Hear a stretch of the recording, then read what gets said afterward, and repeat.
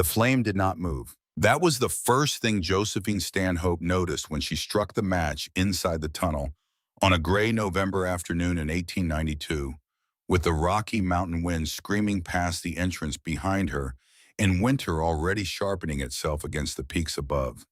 She held the match up and watched the small flame stand perfectly straight, perfectly still, as if it had been painted there. No flicker, no lean, no trembling at all. Outside, the wind was stripping leaves from the last of the aspens and driving them sideways across the slope. Out there, a flame that small would have lasted less than a second. In here, it burned as calmly as a candle in a closed room. Josephine stood in the darkness with the light cupped in her fingers and did not think about the cold or the mountain or the weeks of hard travel she had endured to reach this particular hole in the earth.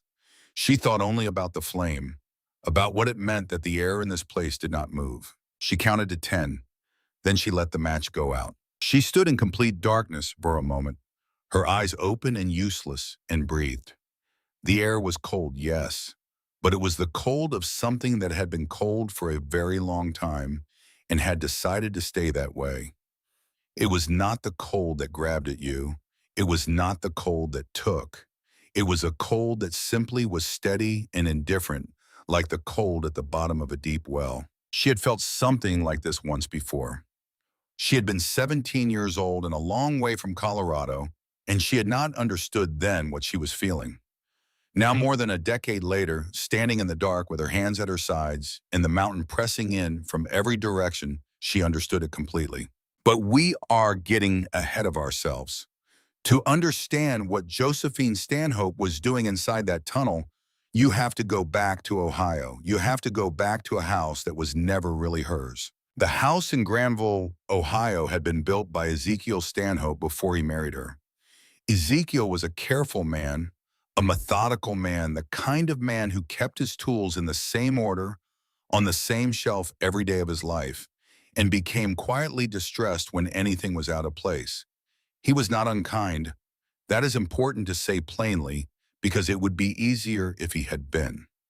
He was not unkind, and he was not cruel, and in the 11 years of their marriage, he never raised his voice to Josephine or to her mother, Dorinda, who had come to live with them when Josephine's father died and who occupied the small back bedroom with her sewing kit and her silence and her particular way of watching the world from a corner of whatever room she was in. Ezekiel was simply a man of his time, which meant that the house was his, the property was his, the decisions were his, and the careful record that Josephine kept of every household expense, every quart of wood purchased, every pound of flour measured out, every repair negotiated and overseen existed nowhere in any official document.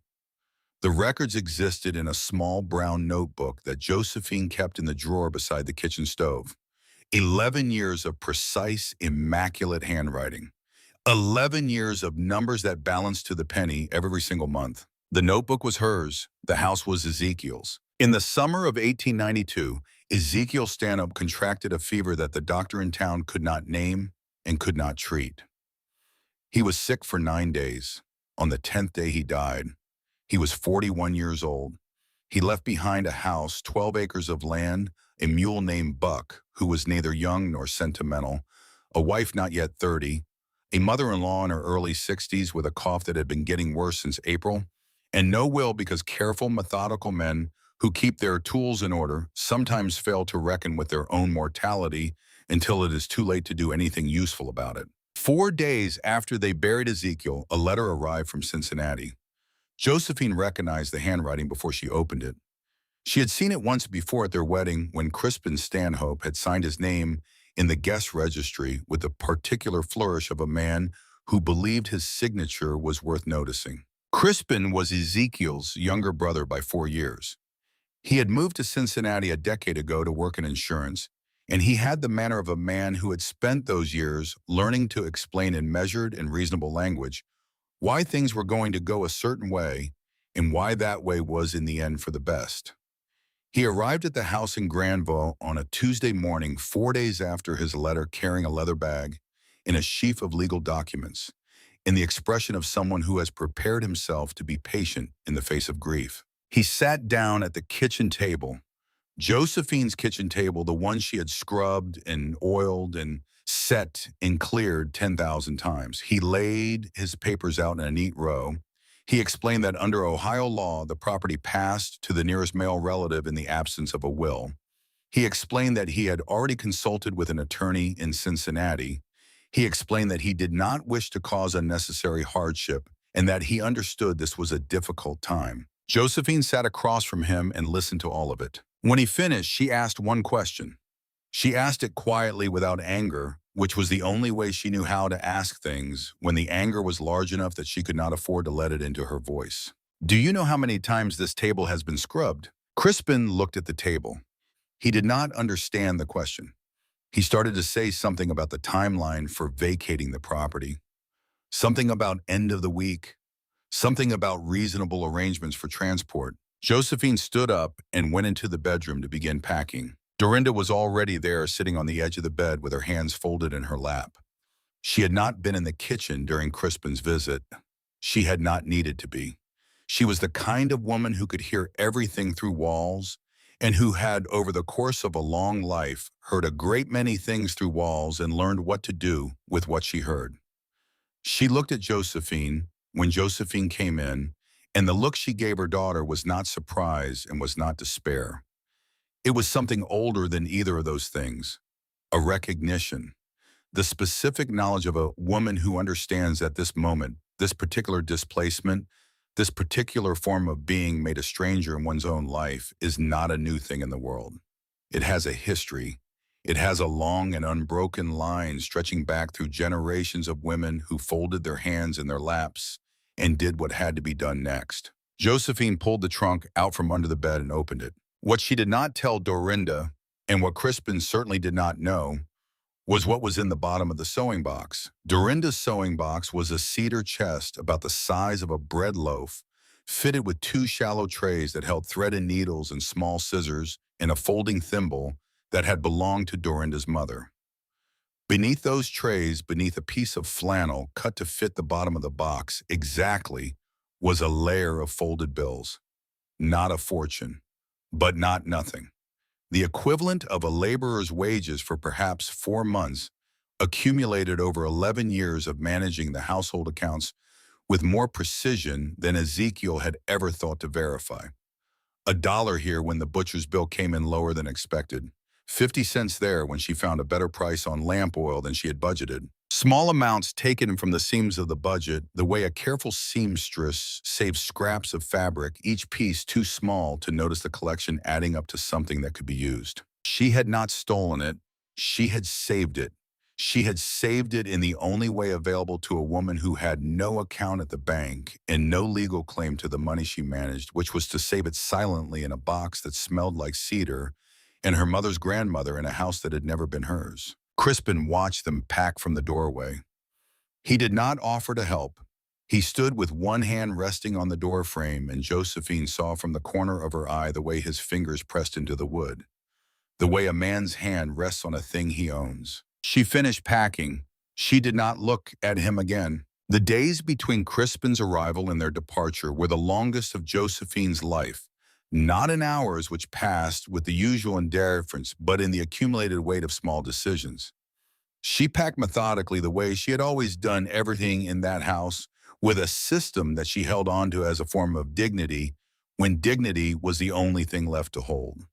The trunk, first the winter clothes, the extra boots, the wool blankets that had been her mother's before they were hers.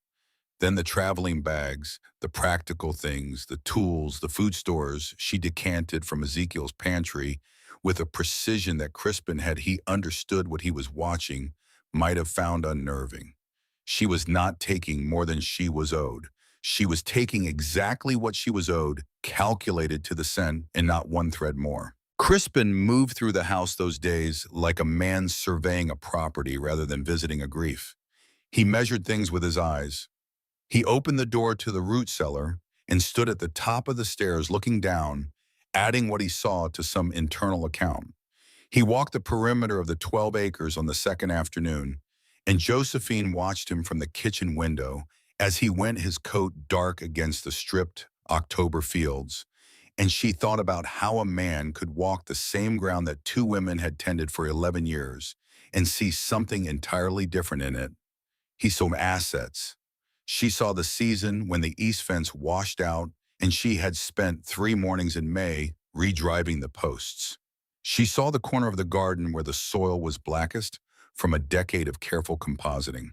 She saw the place under the south window where Dorinda sat on summer evenings with her mending the grass worn thin in a specific pattern from the legs of the chair. She did not say any of this. She packed. On their last evening, Dorinda sat in the kitchen with her sewing box in her lap and looked at the room as if she were memorizing it.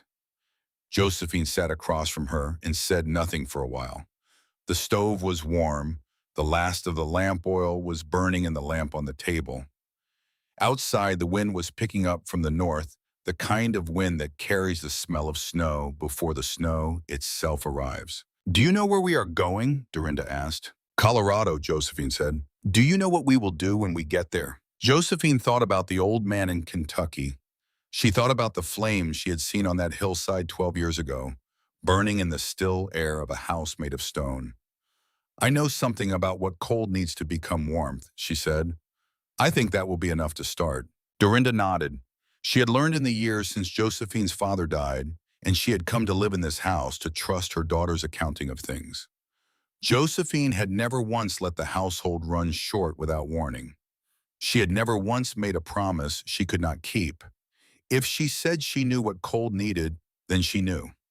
That was the whole of the reasoning, and it was sufficient. They blew out the lamp. They went to bed for the last time in the house on the 12 acres outside Granville, Ohio. In the morning, they loaded the trunk and the bags onto Buck and walked out through the gate, and Josephine pulled it closed behind her with the same care she used for everything and did not look back. They left on a Thursday morning in late October, the two of them, and Buck, the mule with a trunk. 2 traveling bags, Dorinda's sewing box, a cast iron skillet, enough dried beans and flour and salt for 6 weeks in $112.40 in folded bills, hidden in the lining of a cedar box. The trees along the road were already stripped bare. The sky was the color of old pewter. Josephine did not look back at the house. She had made a decision not while she was packing, not while Crispin was explaining the law to her at her own kitchen table, but in the moment she had watched his hand rest on the doorframe. She had decided that she would not spend the rest of her life being a temporary inconvenience in places that used to be hers. Whatever came next, it would be something she had chosen and something she had built. Even if she did not know yet what it was Dorinda who had the connection to a freighter named Fowler, who ran supply routes between Ohio and the territories, a broad-shouldered man of about 50, who said very little and charged a fair rate and did not ask questions about why 2 women and a mule needed transport to Colorado with winter coming on.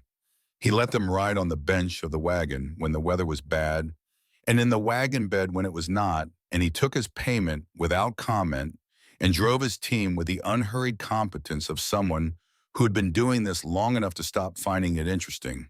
It was on the 3rd day of the journey, coming through a long passage between hills, somewhere in eastern Kentucky, that the other passengers on the wagon became relevant to what happened later.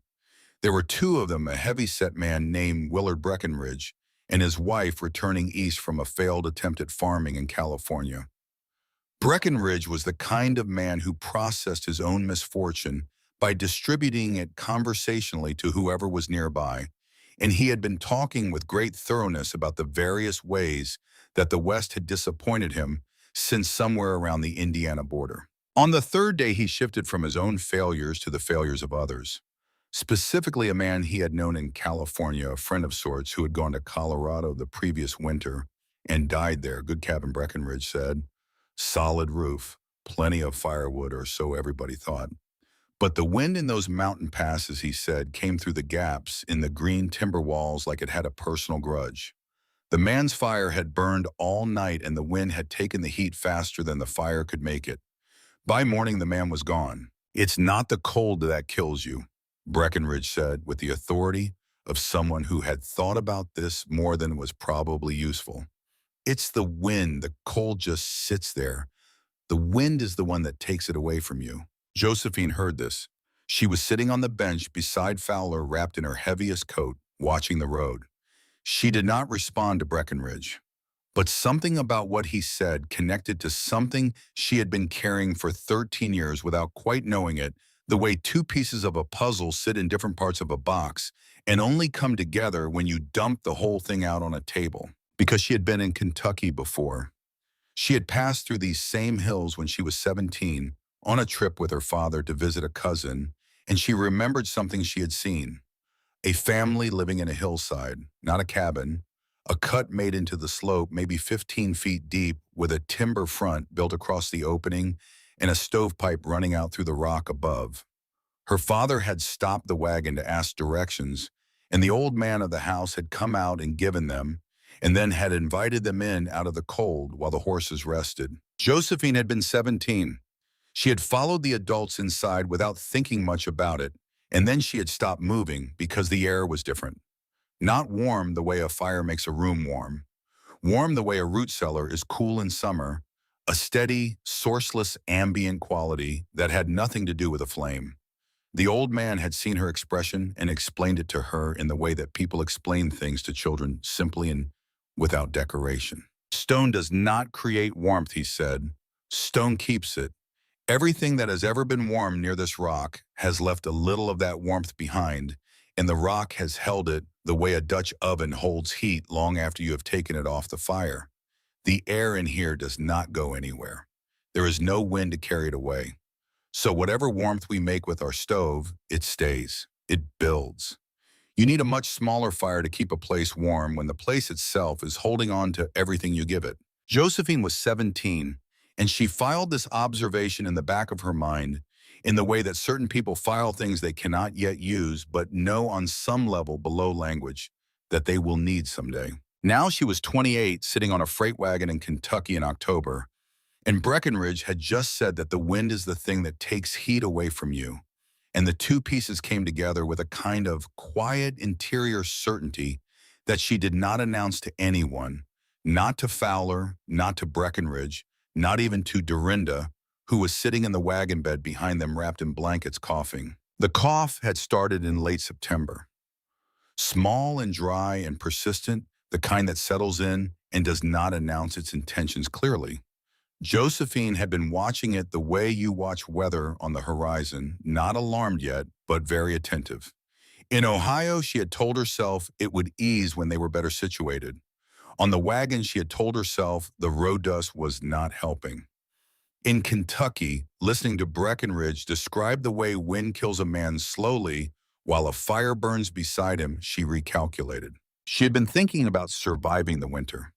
She now understood she was thinking about something more specific, keeping Dorinda alive through it. Those were related problems, but not the same problem. The distinction mattered. They reached the settlement of Crestwood Hollow in the first week of November, which is to say they arrived late enough in the season that the question of where to sleep was not theoretical.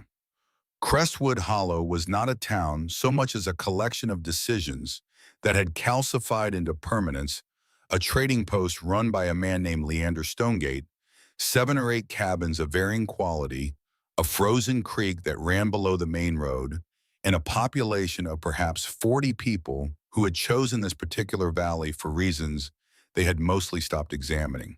Stonegate was a heavy-set man in his mid-40s with the practical intelligence of someone who has spent 20 years making do and the social instincts of someone who knows that reputation is a form of currency in small places. He was not unfriendly. He was also not unaware of what he was doing when he looked at 2 women arriving alone with a mule in November and began calculating liabilities. He told Josephine there was no available shelter. He said it without apology because it was true. He mentioned that he might be able to arrange for them to use a corner of the storage room behind the trading post until spring, though it would be crowded and cold and the terms would need to be discussed. It was while Stonegate was saying this that a man in the corner of the trading post set down his newspaper and stood up. Dr. Obadiah Ashford was somewhere in his early 40s, with the kind of bearing that comes from having been the most educated person in the room for so long that it has become posture. He was Crestwood Hollow's only physician and also, by informal arrangement, its recorder of vital statistics, which meant he had developed the habit of treating all information as something requiring his classification. He introduced himself briefly, and then he said that he had overheard the conversation and felt compelled as a matter of professional obligation to offer a relevant observation. He said that Josephine was considering the possibility of using one of the old mine tunnels in the hillside above the settlement as shelter. He wanted her to understand that this was not medically advisable. Rocky explained with the measured patience of someone accustomed to explaining things to people who lacked the training to fully appreciate them, acted as a thermal conductor. It drew heat away from the body faster than still air did. A space enclosed by bare stone would be colder, not warmer, than an open structure. He had read extensively on the subject of thermodynamics, and he could assure her that whatever she might have heard about the insulating properties of Earth, the reality in a Colorado mountain tunnel at winter temperatures would be considerably more dangerous than she appeared to realize. He said all of this without hostility. That was in its own way the most frustrating thing about it. He was not trying to discourage her out of malice. He genuinely believed he was helping. Josephine looked at him for a moment. Then she asked quietly whether he had ever spent time inside a tunnel or a hillside dwelling of any kind. He had not, he said, but he had read extensively on the subject. She thanked him and went outside. She stood in the wind in front of the trading post, Dorinda beside her. Buck tied to the post, the cold coming down from the mountains in long, horizontal sheets that cut through every layer of clothing she was wearing. She put her hand on the wooden post beside Buck's rope.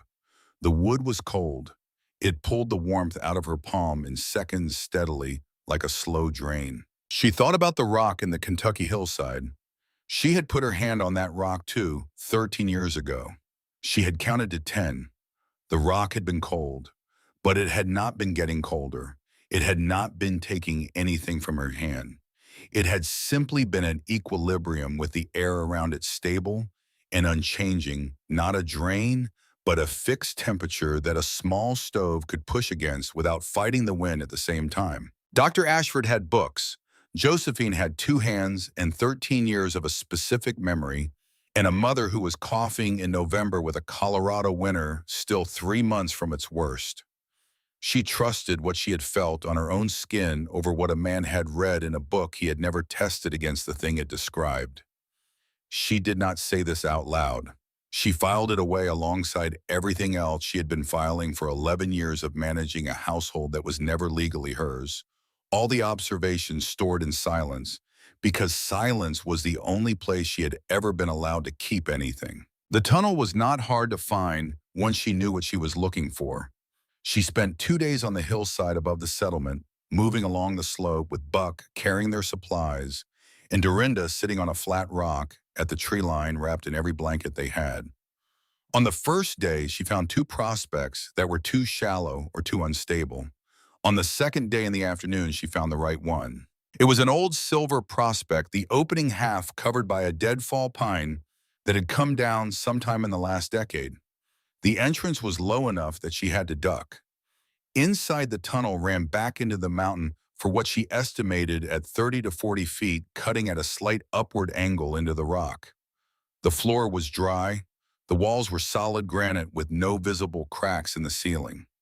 She went in alone, leaving Dorinda at the entrance, and walked to the back where the tunnel ended in a rough wall of blasted rock. She struck a match. The flame stood perfectly straight and did not move. She held it until it burned her fingers. Then she lit a second one and held that until it went out. The air did not stir. 30 feet into the mountain, away from the entrance, away from the wind, away from the open sky above Crestwood Hollow, the air was completely, utterly still. She walked back to the entrance. Dorinda was sitting on a rock just outside her ice pail, her breathing shallow in a way that had nothing to do with exertion and everything to do with cold, in the particular way cold settles into lungs that are not well. Josephine stood in the entrance of the tunnel and looked at her mother. Dorinda looked back at her. "Are you sure?" Dorinda asked. Josephine went back inside and lit another match. She watched the flame. She counted. She let it go out. She struck a fourth match, the last one she was willing to spend on certainty, and this time she held it steady and spoke in the dark to no one in particular what she believed. The air in here does not move. Everything that makes a structure survive winter in the mountains comes down to keeping the cold still, and the cold in here has been still for 10,000 years. A small stove can push against still cold. A large fire cannot push against moving air. We are not going to freeze. We are going to build. She did not say this out loud. She said it to herself in the dark, in the kind of private voice that is not quite speech and not quite thought, but something in between the voice you use when you are making a commitment that no one else can witness and that you will be held to by nothing but your own word. Then she went back to the entrance and held out her hand to Dorinda. "Come inside," she said. "I want you to feel the air." Dorinda took her hand and they went in together out of the wind, away from the gray November sky, into the dark that smelled of stone and old cold, and the particular mineral silence of a mountain that has been holding its breath for longer than anyone alive can remember. Josephine struck her last match. The flame stood straight. Dorinda looked at it for a long time. "It doesn't move," Dorinda said. "No," Josephine said, "it doesn't." They stood together in the light of that small flame, two women with a mule and a cedar sewing box, and $112.40 in a memory of an old man in Kentucky who had once explained to a girl who was not ready to understand it, yet why the earth keeps what you give it. The flame burned until it touched Josephine's fingers. She let it go out. The dark came back. And in the dark, standing in the stillness that the mountain had been building for centuries before either of them was born, Josephine Stanhope decided where she was going to live. The first problem was blood, not a dramatic wound, not the kind of thing that stops a person and demands attention. Just the slow, patient kind that comes from working green timber with tools that were not quite right for the bois, from the particular way a wood edge finds the skin between thumb and forefinger, when your hands are cold enough that you stop feeling them properly. Josephine noticed it when she went to wipe her face and left a red streak across her cheek. She looked at her hand, a cut perhaps an inch long, not deep, already clotting in the cold air. She wrapped it with a strip of flannel torn from the hem of her extra shirt and kept working. That was the first week. There were 20 more days like it. The work had a logic to it, and Josephine followed the logic the way she had always followed the logic of the household accounts, one step at a time, each step depending on the one before. No step skipped because skipping it would only create a problem further down the line. She began by clearing the tunnel entrance of the deadfall pine that had been blocking it, cutting the trunk into sections with a handsaw that had belonged to Ezekiel, and dragging the sections clear with Buck's help. The mule was patient in the way that animals are patient when they understand the work, even if they have not been told his purpose. He pulled when she asked him to pull. He stood still when she needed him still. He did not require explanations. She built the first wall 12 feet inside the entrance, framing it from timber. She dragged down from the deadfall, higher on the slope, splitting the boards with a froe, and a wooden mallet she carved herself from a section of green oak. The wall ran from floor to ceiling of the tunnel, and from wall to wall with a low door cut into it and a gap left near the top, covered with a piece of oiled canvas. The space between this outer wall and the mountain entrance became the buffer, the place where the worst of the cold air would be stopped, where the temperature would be neither outside nor inside, but something in between. A transition zone. An airlock, though she did not have that word for it and would not have used it if she had. Dorinda worked beside her every day. This is worth saying plainly because it would be easy to miss. Dorinda Stanhope was into her early 60s with a couvre that was worse in the mornings than the particular physical economy of someone who has learned over a long life to do precisely as much as her body will allow, and not 1 degree more. She did not carry the heavy timber. She could not swing the mallet for more than a few minutes before her arms gave out. But she held boards steady while Josephine drove nails. She kept a small fire burning at the tunnel entrance that Josephine used to warm her hands when feeling left her fingers. She sorted the wooden pegs and the iron nails into separate piles and passed them one at a time so that Josephine's hands never had to stop and search. She worked with the focused precision of a woman who understood that her contribution was measured not in strength, but in exactness, and she was exactly as precise as the work required.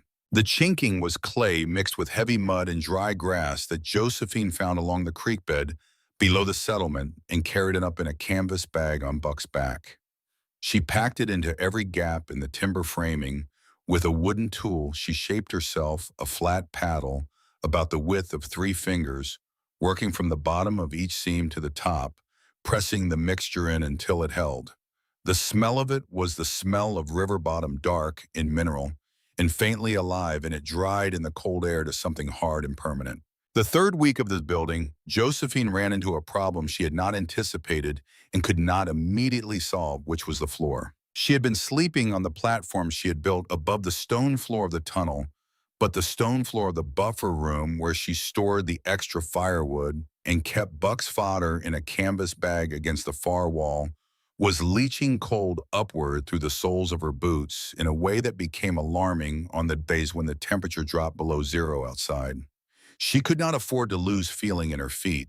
She had watched what frostbite did to hands, and hands could be kept in pockets for a time, but feet were the thing you could not manage without. She solved it with scrap lumber and sand. She cut the remaining deadfall timber into short lengths and laid them as a subfloor across the buffer room, leaving a 2-inch gap between the boards and the stone below. The gap filled with still air. Still air, as she had been learning in ways that were by now as natural as breathing, does not conduct the way moving air does. It sits. It holds. The cold from the stone floor stopped migrating through the gap because there was nothing to carry it. Josephine stood on the finished subfloor in the buffer room and could feel the difference in seconds. Adeline Dunmore was there that morning, as she was most mornings, by then sitting with Dorinda near the entrance where the light was better. She watched Josephine stamp her boot on the new floor and nod to herself. "You solved another one," Adeline said. "Subfloor," Josephine said. "Every good building has one. I should have done it 3 weeks ago." "You didn't know 3 weeks ago." "I should have thought of it." Adeline was quiet for a moment, watching Josephine test the edges of the floor, where the boards met the tunnel wall, pressing with her boot to feel for flex. "My husband," Adeline said eventually, "built half a mine shaft before he figured out the shoring was wrong. He tore it all out and started again. He said the second version was only possible because of the first one." She paused. "He was right about that part, at least." Josephine stopped pressing on the boards and looked at Adeline. Adeline was looking at the floor, not at Josephine, and her expression was a particular expression of someone who has said something they did not plan to say and is waiting to see what happens with it. "Did he fix the shoring?" Josephine asked. "He did," Adeline said. "The second shaft held fine. For 3 years it held." She did not say anything more about what happened after 3 years. She did not need to. Josephine finished testing the floor. She went to the stove and poured 2 cups of coffee from the pot she kept warming on the top, and she brought both cups back and handed one to Adeline, without asking, and they stood together in the buffer room drinking coffee on a floor that had been a problem an hour ago and was now a solution. Some things about the winter were like that. You did not know the shape of the obstacle until you were standing against it, and then you found the material you had and you worked with what the mountain gave you, and the floor held. The second wall went up 10 days after the first, closer to the back of the tunnel, enclosing a space roughly the width of 4 men lying head to foot and perhaps 8 feet from wall to wall. In that inner space, Josephine placed the iron stove she had traded for at Stonegate's trading post, 2 woolen blankets she had carried from Ohio, the cast iron skillet, a tin cooking pot, and Dorinda's sewing box. She built a shelf from split timber and mounted it to the tunnel wall with iron pegs. She constructed a sleeping platform from the smoothest board she had, raising it 6 inches off the floor on short legs so that the coldest air, which settled at ground level, would not be where they slept. And then she came to the problem that had been waiting for her since the beginning, the one she had known was coming and had not yet solved. The smoke had to go somewhere. Without a working flue, the stove was not a heating device. It was a way to die more slowly than freezing. Carbon monoxide has no smell and no color and no warning, and it kills with the particular efficiency of something that has been doing its work since before anyone was alive to name it. Josephine had known this before she started building. She had known it the way you know things that are large and serious and that you cannot think about too directly while you are managing the 12 other large and serious things that come before them. Now the walls were up. The platform was built. The stove sat in the corner of the inner room like a question she had to answer. She spent 3 nights answering it. She lay on the sleeping platform in the cold Dorinda, asleep beside her, a tallow candle burning on the shelf, and she thought about smoke. Not about heat, which she had already solved in principle, about smoke, where it wanted to go, what it needed to move. She drew lines with her finger in the air above her tracing paths that the smoke would take if she gave it a channel, mapping the invisible. Dorinda woke on the second night and found her daughter drawing in the air, with one finger eyes fixed on the ceiling. She did not say anything. She reached over and held the candle so that Josephine could see her own hand moving. That was all. She held the candle steady in the dark for an hour while Josephine worked through the geometry of air pressure and wind movement along vertical surfaces without using any of those words, with only the language of observation and the memory of every draft she had ever felt come through a doorway or a window or the gap under a floor. The cold air outside ran along the cliff face of the mountain in long horizontal sheets faster at the surface than a few feet out. Josephine knew this because she had watched it for 2 weeks, had watched the way loose snow moved along the rock, had watched the way Buck's mane lay flat when she tied him near the cliff, and stood up when she moved him 30 feet further out. Faster air along the surface meant lower pressure at the surface. Lower pressure pulled toward it. If the stovepipe exited through a crack in the ceiling and bent toward the cliff face rather than away from it, the moving air outside would not push smoke back in. It would pull smoke out. She tried it the next morning. She worked for 4 hours with a cold chisel and a hammer, widening a natural crack in the rock ceiling of the tunnel, not far enough to compromise the stone, but enough to pass a 4-inch pipe. She bent the pipe at 45 degrees toward the mountain face and sealed the joint with clay and wrapped it with strips of wet leather that she left to dry and harden. Then she came back inside, closed both doors, and lit the stove. She stood in the inner room and watched the ceiling, watched the corners, watched the candle on the shelf. The smoke went out, cleanly, steadily, without hesitation. The candle flame did not waver. Josephine sat down on the edge of the sleeping platform. Dorinda was standing in the doorway between the 2 rooms watching her. Neither of them spoke for a while. Then Dorinda said simply that it was working. "It's working," Josephine said. "Good," said Dorinda, and she sat down too. It was a week after the stove began running successfully on a morning when the first real cold of December had settled into the valley below and the creek outside Stonegate's trading post had frozen 2 inches thick overnight, that Adeline Dunmore appeared at the entrance to the tunnel with a cast iron pot in her arms and no explanation. Josephine had seen Adeline Dunmore once before briefly at the trading post the week she arrived. She knew what she knew about her from the way that information circulates in small settlements, that Adeline had been widowed 3 years ago when her husband went into a mine shaft that did not hold, that she had stayed in Crestwood Hollow because she had nowhere particular to go and had decided that staying put was preferable to the uncertainty of movement, and that Marvella Stonegate found her for reasons that were never stated precisely, slightly aggravating. Adeline set the pot down outside the entrance and called in. When Josephine came out, Adeline looked at her steadily for a moment, then looked at the tunnel entrance, then looked at Josephine again. "I made bean soup," she said. "It's still hot if you don't leave it." Josephine looked at the pot, then at Adeline. "I don't think you're crazy," Adeline said. "I'm not certain you're right, but I don't think you're crazy, and it seemed like you should know that someone around here has that opinion." It was the most honest thing anyone had said to Josephine since she had arrived in Colorado. She picked up the pot and invited Adeline inside. Adeline came through both doors and into the inner room and stood for a moment in the particular stillness that the space had, looking at the stove, the shelf, the sleeping platform, the chinking in the walls. She looked at it the way a person looks at something they are trying to understand rather than something they have already decided about. Dorinda was sitting on the platform with her mending, and she looked up at Adeline, and the two women regarded each other with the careful, economical recognition of people who have both lost something large and have figured out how to keep moving anyway.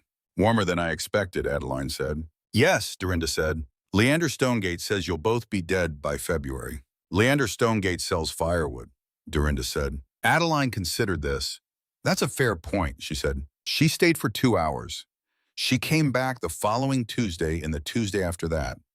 She did not announce these visits or explain them. She arrived, she sat, she talked with Dorinda about practical matters, what prices Stonegate was charging for lamp oil, which families in the settlement were likely to have trouble before winter peaked, which of the mountain passes would close first.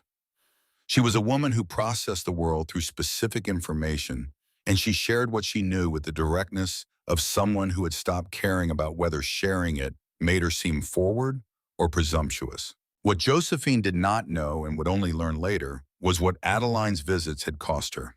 Marvella Stonegate had seen Adeline heading toward the tunnel a second time and had stopped her in the road to offer a caution.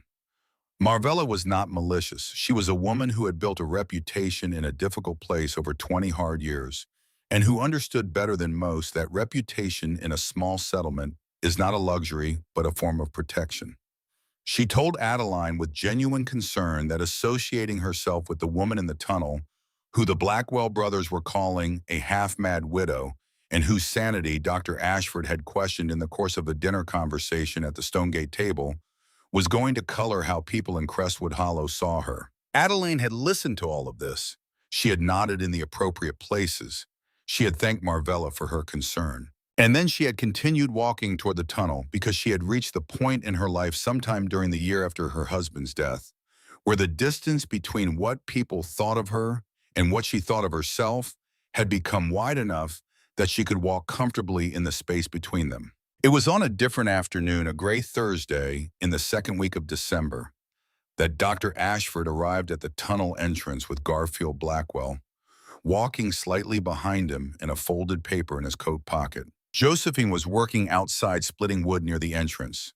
She heard them on the path before she saw them, Dr. Ashford's deliberate footsteps and Garfield's more tentative ones.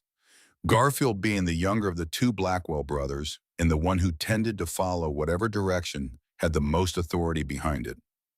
Dr. Ashford was dressed in his good coat with the collar turned up, which meant he had decided this was an official visit. Garfield was carrying nothing and wearing the expression of someone who is present because he was asked to be and has not yet decided what he thinks about that. Dr. Ashford explained what he had come to say in the same measured patient voice he had used in the trading post. He said spoken with Leander Stonegate and two other members of the community. He had prepared a proposal which he produced from his pocket, suggesting that Josephine and Dorinda accept shelter in the back room of the trading post for the duration of winter. The proposal cited three concerns: structural instability of the tunnel, inadequate ventilation, and the medical risks of prolonged exposure to the particular cold of enclosed rock spaces. Each point was technically reasonable on its own terms. Josephine recognized this. She also recognized that Dr. Ashford had not visited the tunnel before preparing his document, which meant his technical concerns were derived from principle rather than from observation. She understood the difference between those two things better than she understood almost anything else in the world. She put down her axe. She said nothing. She simply held open the outer door of the tunnel and waited. Dr. Ashford looked at the open door. He looked at Josephine. He went in. She led him through the buffer room and through the inner door into the main living space, where the stove was burning its low, steady burn, and the shelf held a candle and Dorinda's things in the folded blankets she had aired that morning. The air was not warm the way a well-built house with a proper hearth is warm. It was warm the way a living body is warm quietly without performance, at a temperature that a person registers not as heat, but as the absence of the cold that should be there. Dr. Ashford stood in the middle of the room and looked at the ceiling. He looked at the stovepipe and the angle of it where it disappeared into the rock. He looked at the walls, the chinking, the door frame, the sleeping platform. He walked to the wall opposite the stove and put his hand flat against the rock. He held his hand there. Garfield, standing in the doorway between the two rooms, watched him. Josephine watched both of them. Dr. Ashford's hand stayed on the rock for what felt like a very long time. 30 seconds, perhaps longer. Then he took his hand away and reached into his coat pocket and took out the document he had brought. He did not hand it to Josephine. He set it on top of the stove. They all watched it catch at one corner and then burn completely, the ash lifting in the small current of air that moved near the stove and then settling on the cast iron. He said nothing about what he had felt when he put his hand on the rock. He did not explain himself. He looked at Josephine and said with something careful in his voice that she had not heard there before, that he would like to ask her some questions if she was willing and to record the answers. "You came last time with a statement," Josephine said. "Now you come with a question." "Yes," Dr. Ashford said. She looked at him for a moment. "Ask your questions," she said. Garfield Blackwell, standing in the doorway, had not moved or spoken since entering the tunnel. He was looking at the walls. He was a man who had built things, who had cut timber and laid floors and patched roofs. And there was something in the way he was looking at the chinking in the walls that was different from the way Dr. Ashford looked at it. Dr. Ashford was looking at it as data. Garfield was looking at it as craftsmanship. On the way back down the path to the settlement, he said to Dr. Ashford, not as a question, but as a statement that had clearly been sitting in him since they went in, "I don't know anyone around here who would have figured out that pipe." Dr. Ashford did not respond immediately. He walked for a while. Then he took out his small notebook and wrote something in it. Garfield did not ask what it was. December deepened. The cold that came in the last 2 weeks of the month was not the ordinary mountain cold that people in Crestwood Hollow had prepared for and built their wood stacks and their plans around. It came from the north in a series of waves, each one lower than the last, with a pressure behind it that was physical, that you felt in your jaw, in your ears, in the joints of your hands. Between the waves, there was not enough time to warm or rest. The creek below the trading post, which had frozen 2 inches thick in early December, froze to the bottom for the first time in years. Leander Stonegate sold the last of his cut and dried firewood on December 19th and entered the fact in his ledger with the particular blankness of a man who was writing down something he did not expect to write. The Blackwell brothers, Lysander and Garfield, had built their cabin from the best timber they had available, which was green timber cut from their own ridge the previous spring. Green wood burns, but it burns reluctantly and it burns wetly with a smoke that is heavy and white and that produces less heat per cord than dry wood by a margin that becomes significant very quickly when the temperature outside is in the range that Dr. Ashford later recorded in his journal as the most sustained cold he had witnessed in 12 years of Colorado winters. By the third week of December, Lysander and Garfield were cutting wood every other day to keep up with what the cabin demanded, and what the cabin demanded was increasing as the cold got deeper and the gaps in the green timber walls began transmitting the outside temperature with a frankness that even a good fire could not fully counter. One night, Lysander told his son Thaddeus what was happening, not to frighten him, but because Thaddeus was 14 and had been asking the right questions and deserved honest answers. He told him that a man planned for the winter he expected, and you had to be ready when the winter you got was something different. Thaddeus listened. Then he said he wanted to go see the tunnel. Lysander said no. Thaddeus did not go that night, but he thought about the tunnel the way certain young people think about things that interest them, with a steady, patient attention that does not require permission to operate.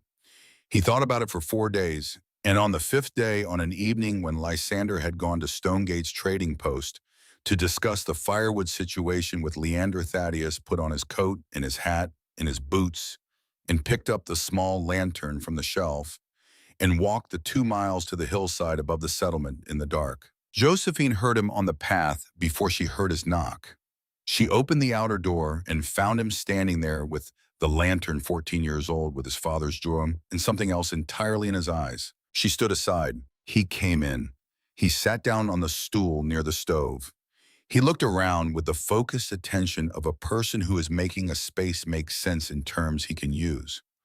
Dorinda brought him a cup of water from the pot on the stove, and he held it in both hands. After a while, he said, "My father said this place would be frozen through by Christmas." "Your father might still be right," Josephine said. Thaddeus looked at the walls. "But it's not." "No, it's not." He sat with that for a moment. Then he asked why the rock was warmer than he expected, with the clean, direct curiosity of someone who encountered a fact that did not match his model and wanted to update the model. Josephine kept her answer to what mattered most. She told him to think about a hearthstone left near a fire all day in still warm hours after the flames die out. 6 weeks of steady heat from the stove had turned the rock around them into exactly that. Thaddeus nodded the way people nod when they have genuinely understood something rather than simply heard it. He took a piece of folded paper from his coat pocket and a stub of pencil and began to draw a diagram. Josephine watched him draw the tunnel cross-section, the two walls, the stove, the pipe angle. His lines were sure.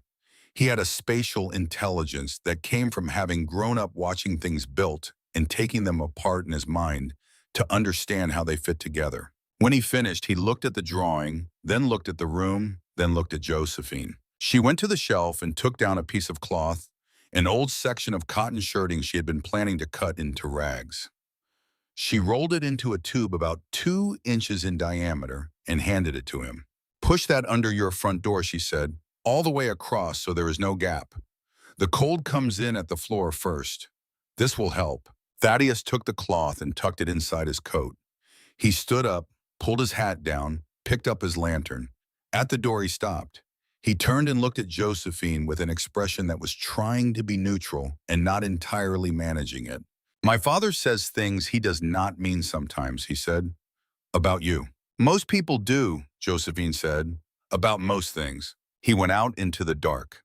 She listened to his footsteps until she could not hear them anymore. The cold continued through Christmas and into the new year with a persistence that stopped feeling like weather and started feeling like argument.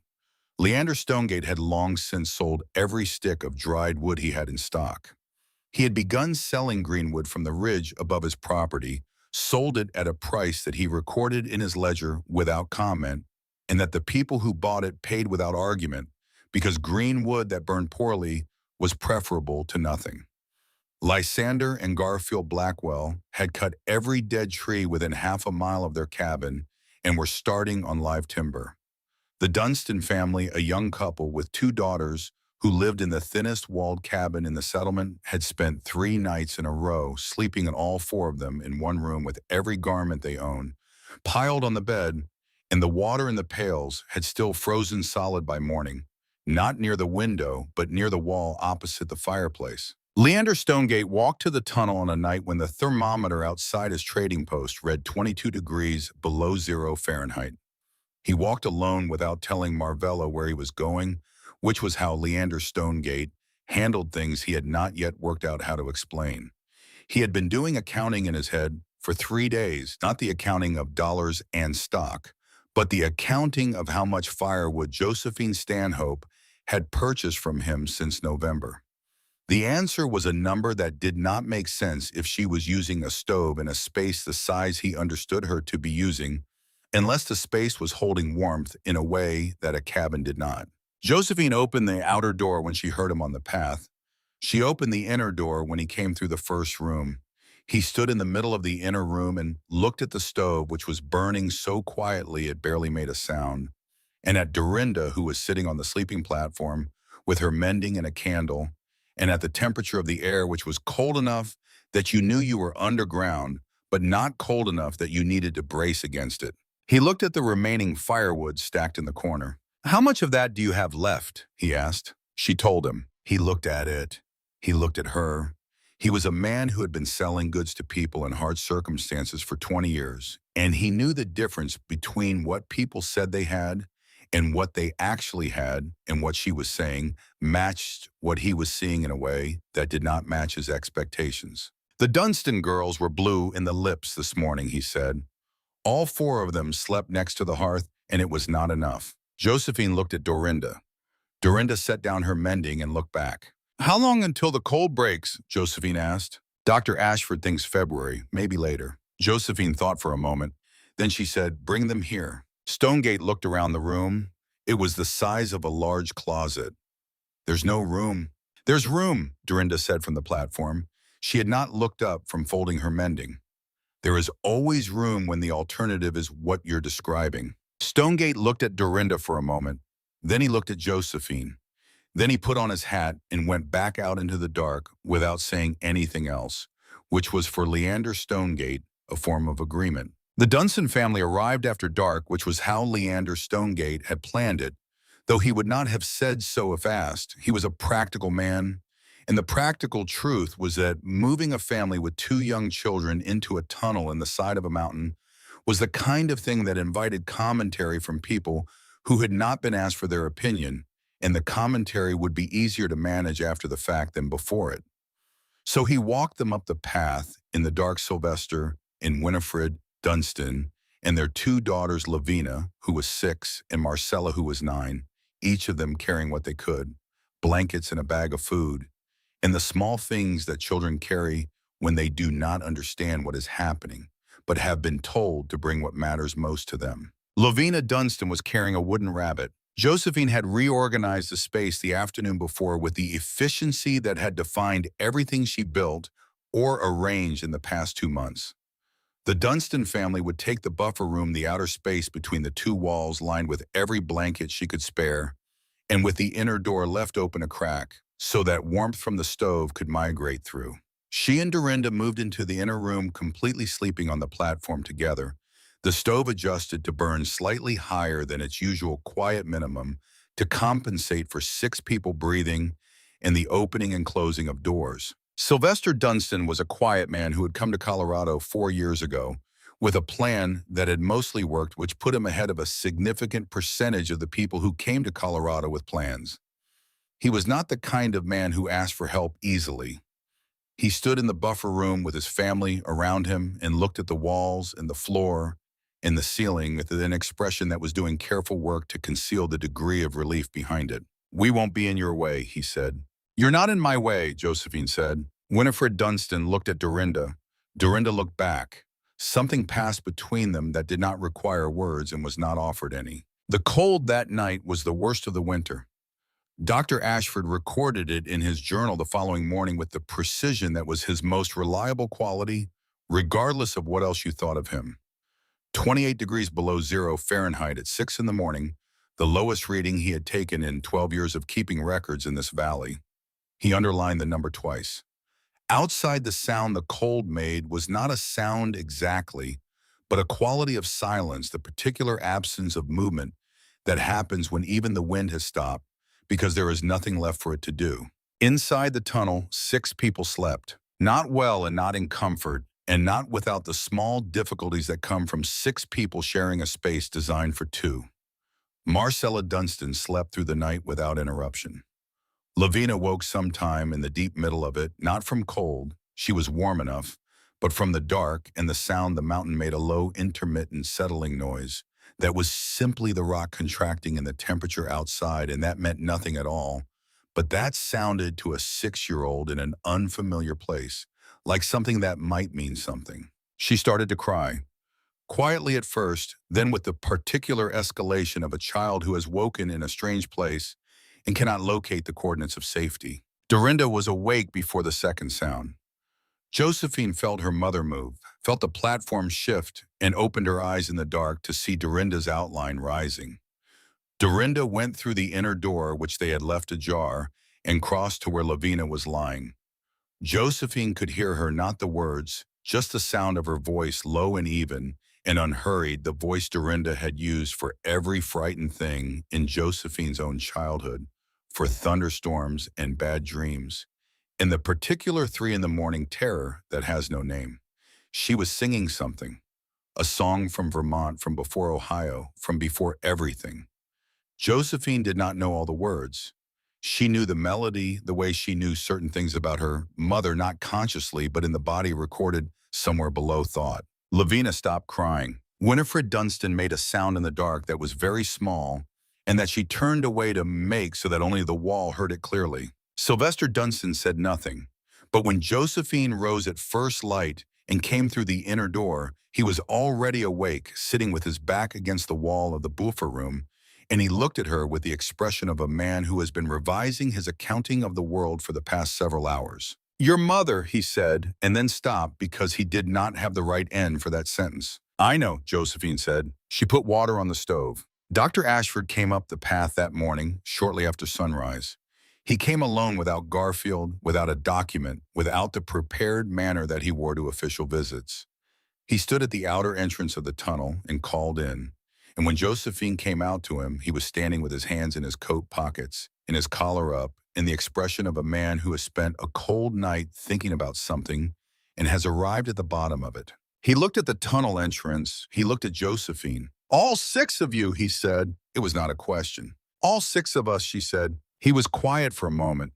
He could see past her into the buffer room where Marcella Dunstan was sitting cross-legged on a blanket eating a piece of cornbread, and where Lavina was asleep again, with the wooden rabbit tucked under her arm. "I was wrong," Dr. Ashford said, "about what I told you in the trading post, about the rock." Josephine said nothing. "I had read extensively on the subject," he said, and there was something in the way he said it now that had not been there the first time, a recognition of the gap between reading about a thing and knowing it, a gap that 28 below zero had clarified for him in a way that no further reading could have.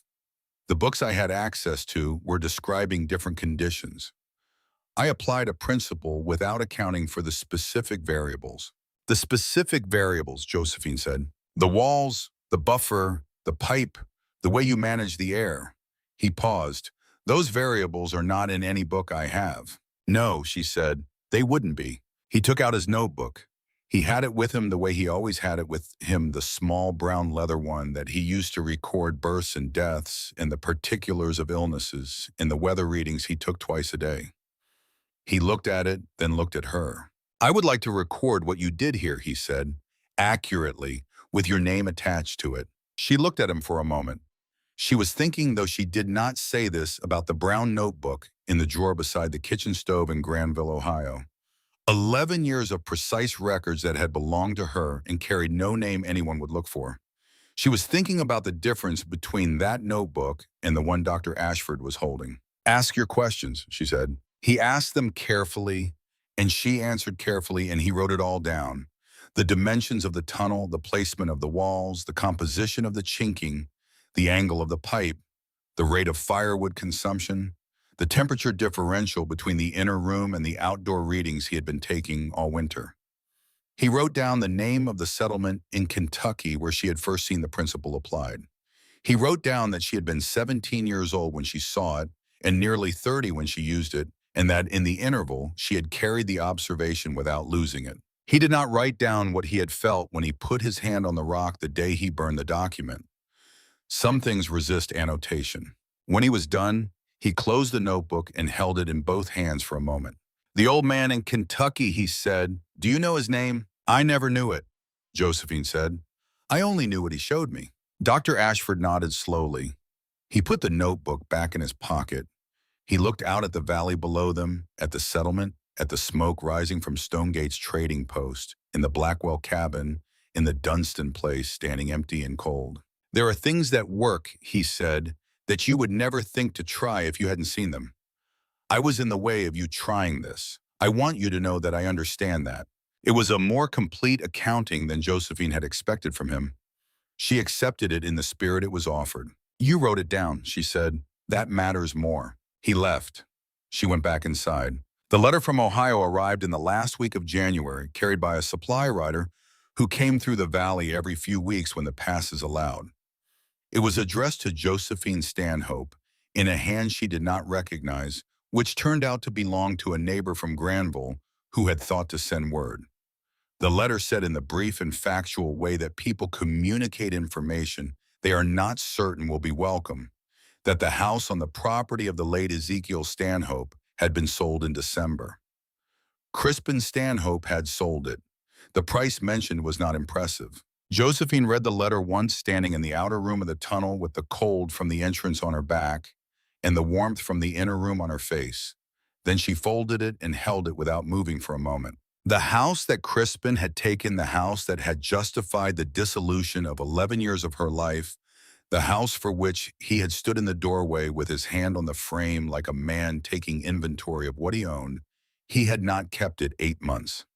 He had sold it in December when it turned cold for a price that suggested he had needed the money more than he had needed the property. She did not feel what she might have expected to feel. There was something there, something that had to do with the gap between what the law had said was his and what he had actually been able to make of it, but it was quieter than anger and more durable. She put the letter in her coat pocket. She did not tell Dorinda. There was nothing Dorinda needed to do with the information, and Dorinda was having a good morning, was sitting in the inner room with her mending and a cup of tea, and a good morning in January was not a thing to interrupt. February yom and the cold did not break immediately, but it changed its character. The waves from the north grew shorter. Between them, there were days when the temperature rose enough that water moved again in the creek below, briefly before dropping back at night. On one of those days, a Sunday Leander Stonegate made the walk to the tunnel and found Josephine splitting the last of her wood stack outside the entrance. He watched her work for a moment before she heard him and stopped. He was not wearing his trading post manner, the capable, measured manner of a man conducting business. He was wearing the manner of someone who has been carrying a thing for a while and has decided it is time to put it down. "I've been thinking about December," he said. Josephine rested the axe. "I told 10 people in this valley at one point or another that what you were doing in here was not going to work." He said it plainly, the way he kept his ledger without decoration. "Some of those people I told more than once. I was not quiet about my opinion." "No," Josephine said, "you weren't. And I was wrong from the start, which I knew I might be by the time you had been in here 3 weeks, and you were still asking me for lumber and not for space in my storeroom. I kept the opinion anyway because I had already said it and because changing it out loud seemed like more than I wanted to do." He looked at her steadily. Leander Stonegate was a man who had survived 20 years in a hard place by being honest with himself about his own ledger, even when it did not balance in his favor. "That was wrong," he said, "not the opinion. The holding on to it past the point where I knew better." Josephine looked at him for a moment. This was not an apology in the form she had seen apologies take. There was no request attached to it, no softening, no implicit expectation of absolution. It was a man reading his own record aloud and acknowledging the entry. "You brought the Dunstans up here," she said. "That was Marvella's idea," he said immediately. Then he paused. "That is not entirely true. It was Marvella's idea that I came up here that night. Coming back for the Dunstans was mine." "Then we're even," Josephine said. He almost smiled. He looked at the tunnel entrance, then at the wood she had been splitting, then back at her. "I have been thinking about the back wall of the trading post," he said. "It runs against the hillside. I have been thinking about what it would mean to push it into the hillside. Not for living, for storage. The cool in summer, the stability in winter." "It would work," Josephine said. "I thought it would." He picked up a piece of the split wood she had stacked and turned it in his hands. "I wish I had thought so 8 weeks ago." He put the wood down and walked back down the path to the settlement. The cold broke for good in the first days of March, which arrived not as a single morning, but as a slow accumulation of evidence. The creek running full under the ice, then breaking through the spruce trees, releasing their snow loads in small cascades that you heard before you saw the light, lasting a few minutes longer each evening in a way that made the dark feel less like a fixed condition and more like something that was for the first time in 4 months in retreat. On the morning that felt conclusively like the end of it, Josephine and Dorinda came out of the tunnel together and stood in the thin gray light at the entrance. The valley below them was still mostly white, but the air had a quality that winter air does not have, a softness at its edges, a suggestion of water in it rather than only cold. Dorinda stood with her face lifted and her eyes closed. Her breathing was measured and even the cough quieter than it had been in November, the particular fragility of her still present, but not worse than when they had arrived, possibly in small ways better. The steadiness of the rock had been her medicine too. Not warmth exactly, but the absence of the assault of fluctuation. No nights that plunged and days that could not recover, just the even temperature and the stillness that did not ask her lungs to keep adjusting. "I think I might cry," Dorinda said. I know, Josephine said. Is that foolish? No, Dorinda cried, not dramatically. The way a person cries when they have been holding something for a long time and have finally reached a place where putting it down is possible. Josephine stood beside her and did not say anything because there was nothing to say that the morning was not already saying more clearly. Adeline Dunmore was at the tree line. She had been there for some time from the look of it, sitting on the flat rock at the edge of the clearing with a basket in her lap. She stood when she saw them come out and walked over and set the basket down between them without ceremony. Cornbread and a jar of apple preserves she had put up in September before the winter had shown what it intended to be. The three of them stood in the March light and did not need to perform the moment for anyone. What happened in the spring and summer that followed was not dramatic in the way that winter had been dramatic. It was the quieter drama of things shifting, of small changes accumulating into something that would have been unrecognizable to someone who had not watched each step. Lysander Blackwell was the first to come with questions, arriving on a Tuesday morning in April when the mud on the path was still deep and the patches of snow under the north-facing trees had not yet decided to leave. He came alone without Garfield, which was itself a statement of something. He sat on the stool near the stove, which Josephine had kept burning low out of habit, and he said that he and Garfield wanted to put a room into the hillside behind the cabin. Not to replace the cabin, to supplement it, to have a place to go when the ordinary winter was not ordinary. He said he wanted to do it right. He asked her what that meant. Josephine told him, not in theory, but in sequence, how deep to go, how to assess the rock above for stability before you committed to a location, how to frame the walls so that the timber worked with the chinking rather than against it, how to plan the flue before you put the stove in rather than after. She walked him through it step by step, the way she walked through the household accounts one item at a time, nothing skipped. Lysander listened with the focused attention of a man who does not take notes because he keeps things in his head where he can use them. Before he left, he said something that had been sitting in him by the sound of it for longer than that morning. I said things about you in the fall at the trading post more than once, things I would not say now. I know what you said, Josephine told him. Thaddeus told me some of what you told him, about the stone keeping what you put into it. He looked at the wall for a moment. I'm not sure I deserve to have learned it. You're going to build it right, she said. That's enough. He left, and that was for Lysander Blackwell. The end of one kind of man and the beginning of another, though it would take him a few more years to understand that the turning point had been this specific morning in this specific room and not some larger moment he had been expecting. Thaddeus came back that summer with his notebook, the one with the tunnel diagram already in it, and asked if he could document the whole process from the beginning. He meant from the principles, from the why, underneath the how.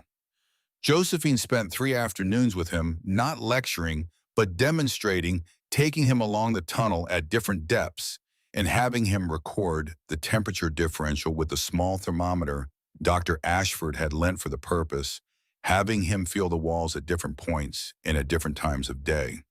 Thaddeus worked with the steady, hungry attention of someone who understands that what he is learning is not going to be in any book he has access to, and that the person in front of him is the only source. By the end of the summer, Thaddeus Blackwell had built the hillside room for his father and his uncle, and had helped 2 other families in the valley begin similar projects. He did not call it the Stanhope method. He called it what it was building with the mountain instead of against it. Dr. Ashford published his account in a newspaper in the next settlement, east, in September, when people were beginning to think about winter again and were thinking about it differently than they had the previous fall. He used Josephine's name throughout. He described the tunnel, the walls, the pipe, the temperature readings. He had taken the rate of fuel consumption compared to comparable structures in the settlement. He described the night of 28 below zero and what had been found inside the tunnel the following morning. He wrote it as a record, precise and unadorned, because that was the kind of intelligence Dr. Ashford possessed, and it was in this case exactly the right instrument for the job. Marvella Stonegate sent a copy to her cousin in a settlement 2 valleys east, with a letter describing the winter in terms that were more personal than Dr. Ashford's account, and therefore in some ways more persuasive. Within a year, there were families in 3 other communities who had begun building hillside rooms, guided by Dr. Ashford's published account and by word of mouth that traveled the way practical knowledge travels in places where books are scarce and experience is abundant. Person to person, mouth to ear, tested and passed on. The tunnel served Josephine and Dorinda for the better part of 20 years. In the early years, Josephine earned her living doing fine sewing for families in Crestwood Hollow, and later in a larger settlement, a day's ride to the South Building, a reputation that she carried without fanfare and without the particular need for validation that she had stopped expecting from the world around the time she watched Crispin's hand rest on a doorframe in Ohio. She bought a piece of land, eventually flat ground below the tunnel, and grew a kitchen garden that supplied more than she needed, in the surplus of which she sold or gave away, according to a calculation that was entirely her own business. She never rebuilt a conventional house. People asked her about this over the years when it became clear that she had the means and the knowledge to do so, and she answered them honestly. She had made an arrangement with the mountain, and the mountain had honored the arrangement, and she was not inclined to renegotiate a contract that had served her well. The winters came and went, each with its own character. None as severe as that first one, though two came close. The years between the first winter and Dorinda's death were not without difficulty, which is worth saying because the temptation looking back at a life that held together when it might not have is to flatten it into a single note of quiet competence. Josephine's life was not a single note. There were winters that came close to that first one in severity, and 2 years of poor harvest in the kitchen garden that required her to take in more sewing than was comfortable and to spend evenings bent over other people's mending by the light of a candle that she rationed carefully. There was a spring when the creek below the settlement flooded and took the lower path, with it cutting off the tunnel from the settlement for 3 weeks, during which Josephine and Dorinda managed on what they had stored with the same economy they had applied to everything since Ohio. There was also a summer, the 9th or 10th year, when a man from a settlement far to the east came to Crestwood Hollow, looking for Josephine Stanhope specifically. He had heard about the tunnel from someone who had heard about it from Thaddeus Blackwell, and he had traveled 4 days to ask her a single question: whether the method could be adapted to a hillside that was granite over limestone, rather than solid granite throughout. Josephine thought about it for most of an afternoon, asked him the dimensions he was working with, and the depth of the limestone layer, walked the logic through out loud, while he took notes and sent him home with an answer she was reasonably confident in, and a caveat about the drainage that she wanted him to take seriously. He came back 2 years later to tell her it had worked. He brought a bottle of good bourbon that she and Dorinda shared that evening, sitting in the inner room with the stove burning low, and the late summer warmth already making the small fire something between habit and hospitality rather than necessity. Dorinda raised her cup and said it was the best news she had heard since they left Ohio. Josephine said she could think of a few things that had been better news. Dorinda thought about it and agreed, and they named them, quietly going back and forth between them, the small catalog of moments that had been better than they expected in a life that had given them reason to expect very little. The tunnel itself changed over the years, subtly, the way all inhabited spaces absorb the particular character of the people who live in them. Josephine added a second shelf in the inner room when the first one grew too crowded. She replaced the oiled canvas at the top of the buffer door with a fitted wooden panel that she mortised herself on a wet May afternoon when she had nothing more urgent to do. She hung a small mirror on the wall near the sleeping platform, not for vanity, but because in the deep winter months, when the candle was the only light, the mirror doubled it. Dorinda said the mirror made the room feel larger. Josephine said the room was exactly the size it was, and Dorinda said that was not what she meant, and they both knew it. What Dorinda meant was that the room had become a room, not a tunnel, not a shelter, not a provisional solution to a specific emergency. A room, the kind of room that knows it is inhabited, that holds the particular warmth of the people who have lived in it and eaten in it and slept in it and worried in it and occasionally laughed in it over 20 years of Colorado winters. That kind of warmth does not come from a stove. It accumulates the way everything accumulates in stone slowly, without announcement, until one day you put your hand on the wall, and what you feel there is more than temperature.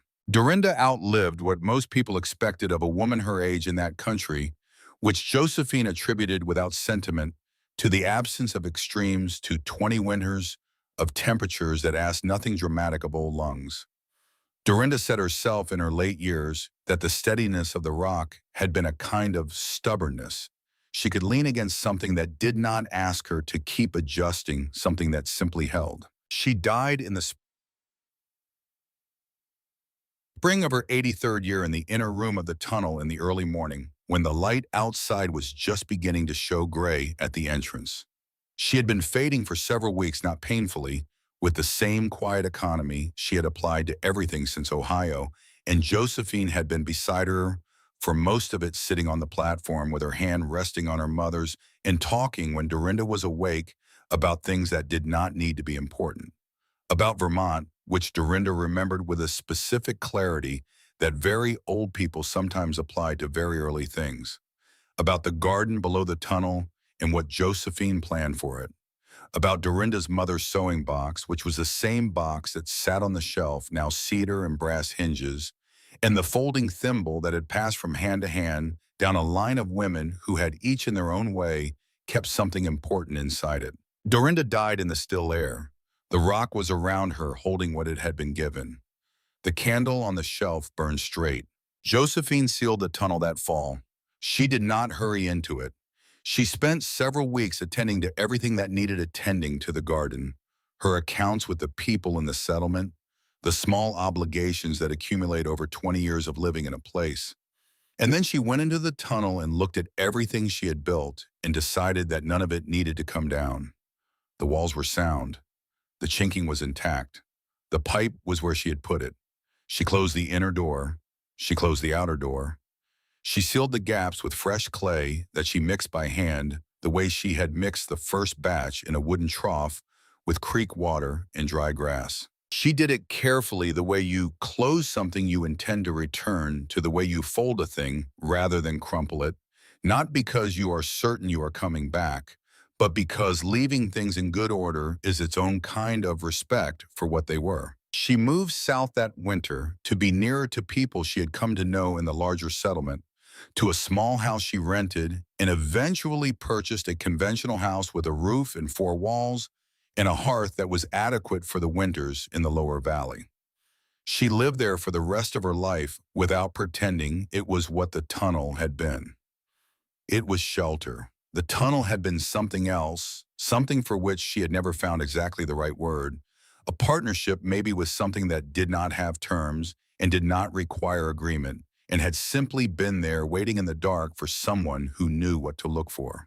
What Josephine understood by the time she was 40, in a way she had not understood at 28, was that the tunnel had taught her something beyond the specific physics of stone and heat and still air. It had taught her that the world gives back what you give it in proportion to your patience with the giving. A stove lit on the first night produces almost nothing. A stove lit for 6 weeks changes the character of the stone around it. The investment is invisible for a long time, and then one day you put your hand on the wall and the wall is warm. She had applied this understanding to everything after the first winter, sometimes consciously and sometimes not. The kitchen garden took 3 years before the soil did what she needed it to do, and in those 3 years she composited and turned and amended and waited, and the neighbors who stopped to look over the fence could not see any difference from one season to the next. But she could, in the way that you see things when you are the one doing the daily small work. By the 4th year, the garden was producing enough that she sold the surplus at the settlement to the south, and by the 6th year, people came to her to ask how she had done it, and she told them the same thing she had told the man who came about the limestone, which was that the answer was in the specific conditions of the specific place, and you had to look at what was there before you could decide what to add. She told Thaddeus something like this in one of their letters when he wrote to her about a project that was not going the way he expected. He had been working with a family who wanted a hillside room similar to hers, and the rock above the planned entrance was solid enough, but the ground below it drained poorly, and he was not sure whether to press forward or start again somewhere else on the hillside. She wrote back, "Look at where the water goes in spring. The mountain has been solving its drainage problems for longer than either of us has been alive. Find where it has already solved them and build there." He wrote back 3 weeks later to say he had found a spot 30 yards east of the original site where the drainage was exactly right and the room was going up without difficulty. He said her advice had saved him 6 weeks of work. She wrote back that it had not been advice exactly, more of a question she had asked herself when she was looking at a similar problem in the garden, and that she was glad it was useful. The correspondence with Thaddeus was the longest continuous relationship of Josephine's later life outside of the tunnel itself. He wrote 4 or 5 times a year, sometimes with specific technical questions, and sometimes with something closer to reflection, the kind of thinking that he apparently needed to set down in words before he could fully have it. And he seemed to understand without her saying so that she was the right person to send those letters to. She answered all of them. She kept his letters in the same drawer where the brown household notebook had once lived in the kitchen of the small house to the south, and when the drawer got full, she began a second one. It was not a small thing to be the person someone sent their best thinking to. She had not expected it when she stood in the dark of the tunnel with a match in her hand and decided to stay. She had been thinking about surviving. She had not been thinking about any of the rest of it. She wrote to Thaddeus Blackwell periodically over the following years. He had become, by the time he was in his 20s, a builder of some repute in the region, known for a particular approach to structures in difficult terrain that integrated the landscape rather than opposing it. His letters were long and detailed and full of questions about things she had done and why, questions she answered as precisely as she could with the same care she had put into everything she had ever managed or built or maintained. In one of those letters, written in the winter of 1908, he told her that he had recently helped 3 families in a remote mountain community build winter rooms along the principles she had used, that those families had requested his help because they had heard about the methods from someone who had heard about them from someone else, a chain of hearing and repeating that could no longer be traced back to its source. He found this remarkable. He wanted her to know. She wrote back in the spring a letter that was shorter than his, which was her usual proportion. "Thaddeus," she wrote, "the old man in Kentucky did not know my name and I did not know his. I carried what he showed me for 13 years before I had any use for it. You have already taught it to more people than I know about. Whatever you build with it after this belongs to the building, not to the builder. That is how this kind of thing is supposed to work." She signed it with her name. She put it in an envelope and addressed it in the handwriting that had always been her most reliable possession, precise and clear, and belonging entirely to her. She sealed it the way she sealed everything that mattered. She let it go.